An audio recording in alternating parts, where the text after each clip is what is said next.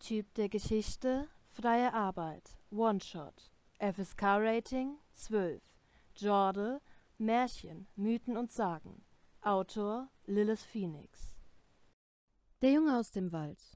Es war einmal ein Junge, tief im Herzen so rein. Er lebte mit seiner Mutter in einer Hütte im Mondenschein. Er war der liebste Junge weit und breit, immer tüchtig und zum Helfen bereit. Im Walde tief lebten sie ganz allein, nur die Tiere kamen von Mal zu Mal zum Frühstück herein. Eines Tages seine Mutter ihm gab einen Rat, während er bei ihr in den Armen lag. Mein Sohn, so lieb und rein, musst immer freundlich zu anderen sein.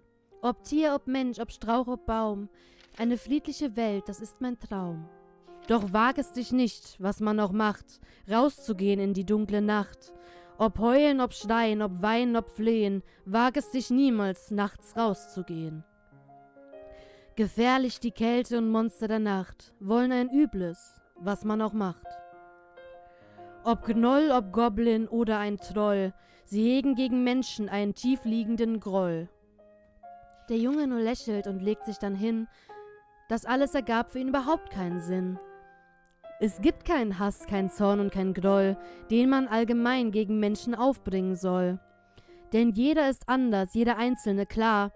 Man kennt ja nicht jeden, das war doch wohl wahr. Es gibt doch nichts von Grund auf so fies, dass es sich nicht vom Guten überzeugen ließ. Doch die Mutter widersprach dem Jungen sofort: Du hältst dich von solchen Gestalten fort. Sie folgen keiner Logik und keinen Verstand, sie fressen ohne zu zögern sofort deine Hand und lachen noch hämisch mit Blut im Gesicht, schließlich interessiert sie nicht so ein Wicht. So ging der Abend zu Ende und der Junge zu Bett, so fand er zum ersten Mal seine Mutter nicht nett. Die Jahre vergingen und zogen ins Land, die Warnung geritzt in die hölzerne Wand. Seine Mutter wiederholte Tag ein und Tag aus das Gerede um das Gefährliche raus. Eines Nachts die Mutter schon schlief, der Junge trotzdem nach draußen lief.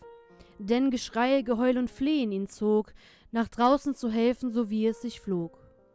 Er rannte dem Kreischen schnell hinterher, tief in den Wald, es nachte schon sehr. Er stolperte und fiel in eine Höhle hinein, seit wann konnte hier so ein Loch denn sein? Im Dunklen er saß mit blutigem Bein, er schien jedoch nicht ganz allein. Ein neugieriger Blick direkt über sein Haupt, ein grünes Kind ins Loch hinunterschaut. Der Magen knurrte dem Grün so laut, da hat unser Jung in sein Beutel geschaut. Er reichte dem Grün ein Stückchen Fleisch, zögerlich aß er und nickte dann leicht. Unser Jung kroch wieder aus der Höhle heraus, er sich vor dem Grün überhaupt nicht gegraust. Er wusste, er hatte mit seinen Annahmen recht, fühlte sich dennoch ein klein wenig schlecht.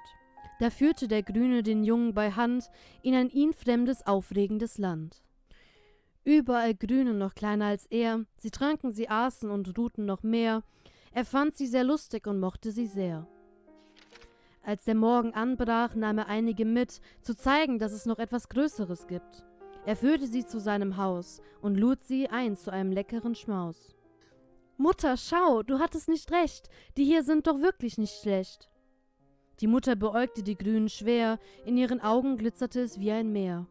Sie lächelt und bat sie zu sich hinein. Stimmt, so etwas kann nicht böse sein.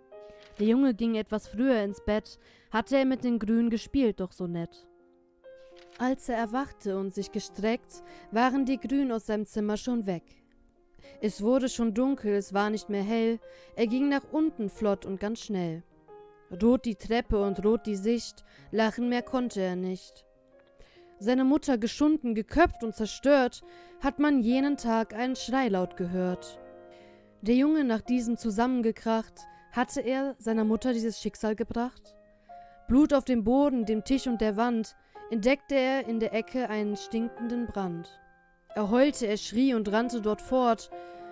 Er musste weg von diesem grausamen Ort. Er rannte und lief doch so weit, für tot nun gehalten und zwar weit und breit. Man munkelt und tuschelt jedoch jede Nacht, das Kind, es lebt und es hat uns Unglück gebracht.